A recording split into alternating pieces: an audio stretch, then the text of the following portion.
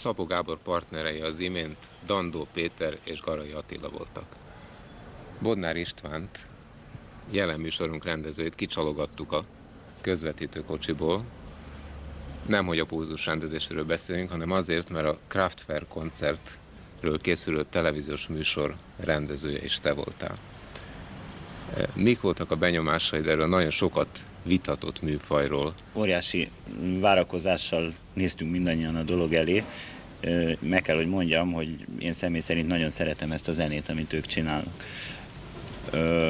Szokások szerint ilyenkor már kora délután kivonul a televíziós stáb, és hát már a próbákon megpróbáljuk megtalálni a helyünket, és valamiféle egyességre jutni a zenekar képviselőivel, hogy hol helyezhetjük el a kamerákat, hogy mennyit világíthatunk, tehát az összes technikai dolgokat megbeszéljük. Na hát az óriási várakozás után óriási vita következett, mert az együttes menedzsere gyakorlatilag megvalósíthatatlan feltételeket állított elénk, nem engedett világítani, nem engedett színpadra kamerát, egyáltalán úgy nézett ki, hogy a televízión néző szorul a legrosszabb helyre a kis stadionban, amit igen borsos áron a jelenvelevőknek meg kellett venni.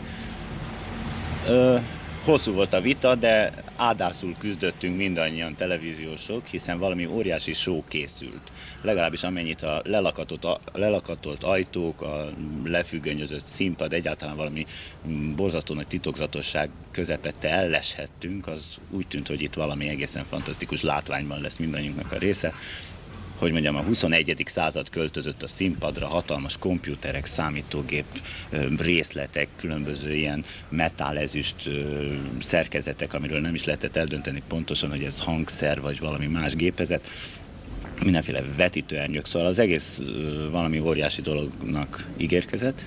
Hát küzdöttünk becsülettel, aminek a vége egy súlyos kompromisszum lett, mert végső soron nem engedtek világítani a koncerten. Azt mondták, az bőven elég lesz, amit ők világítanak, és hát annyit engedtek meg csak, hogy 2 kamera helyezkedhet el a színpadon, a koncertnek csak a második részét vehetjük föl, és a kamerák mögött helyet foglaló operatőrök is csak fekete ruhában lehetnek jelen. Na mi ezt mind teljesítettük, és vártuk a koncertet.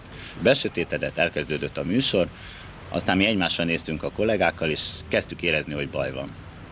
Tudniillik, az együttes, majdnem, hogy azt kell, hogy mondjam, hogy korom sötétben játszotta végig a koncertet. Egyébként számomra legalábbis pedig már nem egy ilyen kis stadion koncertet volt alkalmam közvetíteni. Ilyen tökéletes hangminőségű zenét ott még nem produkált senki. Ám a látvány úgy tűnt, hogy tökéletesen elmarad, mert egyszerűen nem látszott semmi. Egy darab neoncső világított a színpad kellős közepén, az is a nézőkkel szemben. Sötét piros ingben, fekete nyakkendőben, mereven álló 4 zenész állt mindenféle ilyen ezüstös szerkezetek mögött, de ezeket az ezüstös szerkezeteket is csak a lelkes fotóriporterek vakú villanásaiból lehetett gyanítani, hogy valahol ott lehetnek.